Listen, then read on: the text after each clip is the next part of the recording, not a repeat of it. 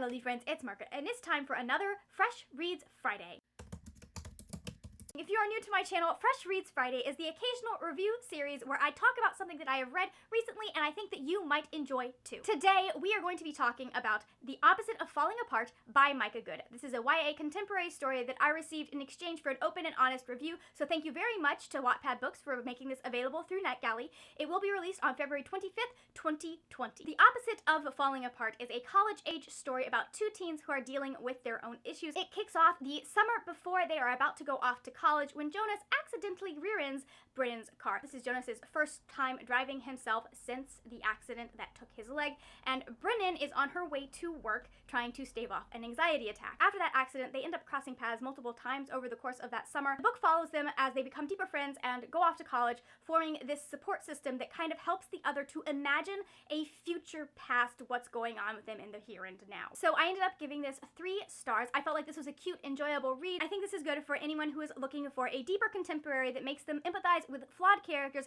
and has a balance of fluffy and thought-provoking moments in it. So going into things that I liked about this book, I really liked Jonas and Brennan as characters. I thought the book did a really good job of digging into them and digging into each of their personal issues and finding ways for them to explore them, finding ways to make those motivations really, really accessible and really easy to understand. You understand why they are doing the things they're doing, even if sometimes they're not making the best decisions, but they're still making authentic decisions. Now, this is own voices representation. The author does struggle with anxiety herself, and she does a really great job of getting how Brennan's anxiety feels across to the reader. You understand how Brennan works in this world, what things are going to trigger her, and the fact that even though she is aware of it, sometimes she is not entirely in control and she can't always do something about it. You also really get to understand Jonas's insecurity with his leg and how this accident affected him and kind of upended his life, and I really, really loved his arc throughout this story.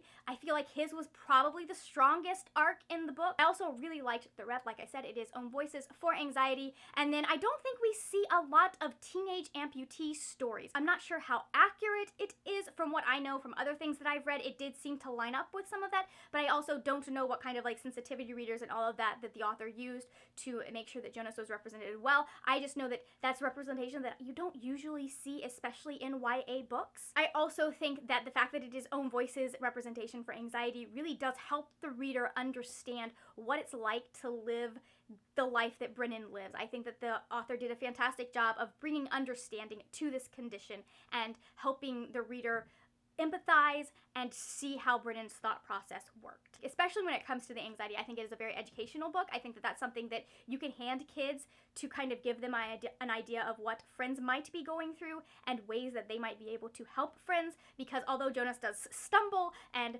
screw up sometimes in regards to Brennan's anxiety, he's always very open and accepting of it. He doesn't bat an eye at the fact that Brennan needs constant reassurance. He doesn't look at her as broken or as if there is something that is fundamentally wrong with her. He just sees her as someone who is struggling the way he is struggling. They just are struggling with different issues. Jonas is also a highlight of this book. He is flawed. Oh, he's flawed.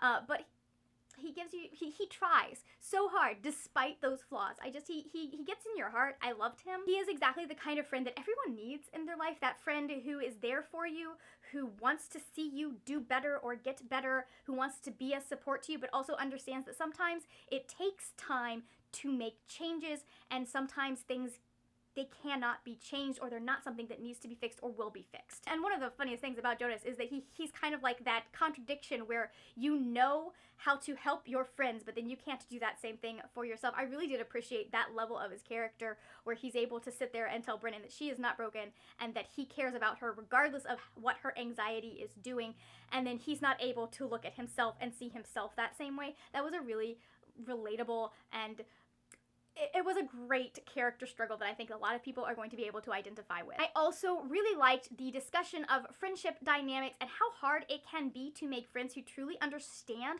what is going on with you.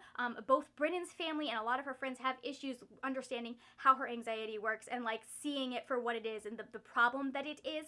And it's really nice to see Brennan try kind of fumble in regards for making new friends because she's a little bit closed off, she's a little guarded, understandably, and then see her find friends in her new life who are much more open. I really loved the way that Jonas and Britton were accepting of each other and were willing to push each other, but also were willing to be like, okay, maybe this isn't something that is going to change right away. I liked that fact. I love the fact that they wanted each other to be better at what they were doing and to do things better, but at the same time, they're like, okay, I understand this is where you are though, so let's see where we can go from where you are. They created such a great support system for each other, and I just love the little relationship that kind of comes up between them. I love the way that the friendship happens first, and then they kind of start to catch feelings for each other, and I just appreciated the development of that relationship. Finally, I want to say that I really liked the family conversations that were had, and they were all great family conversations. There were some examples of what you can do wrong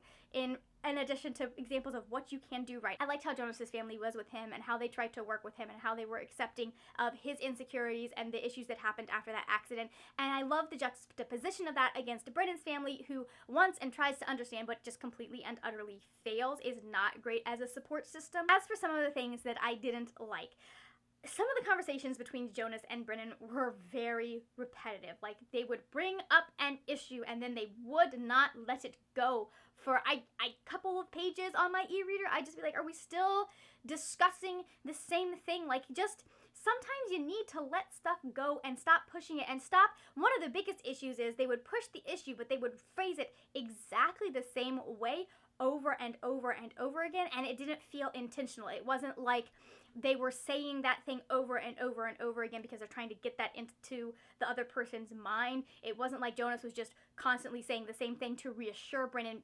intentionally, or at least it didn't feel like that in the text. It was just that they kept going back to that point and phrasing it the exact same way. I would have just liked to see a little bit more variety in how they brought up these issues and how they worded their sentences when they're talking about these things. I also think that the ending needed more. We end up building up to kind of the climax of the story, that end moment between the two characters, and then that moment happens, we have our very short resolution, and then nothing else. I feel like this story is one that could have benefited from an epilogue where we see them after whatever happens. We see kind of where they are maybe a few months down the line. We see them as as the two of them are packing up to go back home for the summer. I'm not sure what point in the timeline. I just feel like we needed a little bit more closure than we were given. In addition to that, the ending was paced really weird. There were places where some of the character switches that were happening, some of the plot points that were happening to drive these two characters apart, because it's a romance and that's what's got to happen in a romance. You know how that works.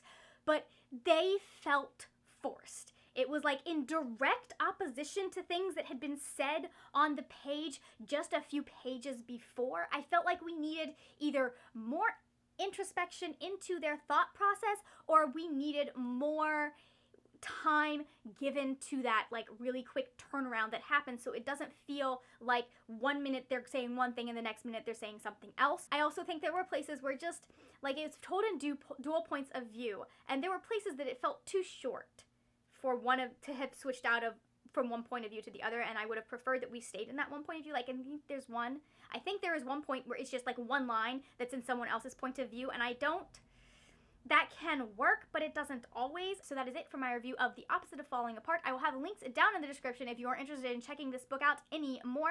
Thank you so much for watching. If you enjoyed this video, please give it a thumbs up. If you are new here, go ahead and hit that subscribe button. That is it, my friends. I will see you later when we will talk about more wordy, nerdy things. Bye!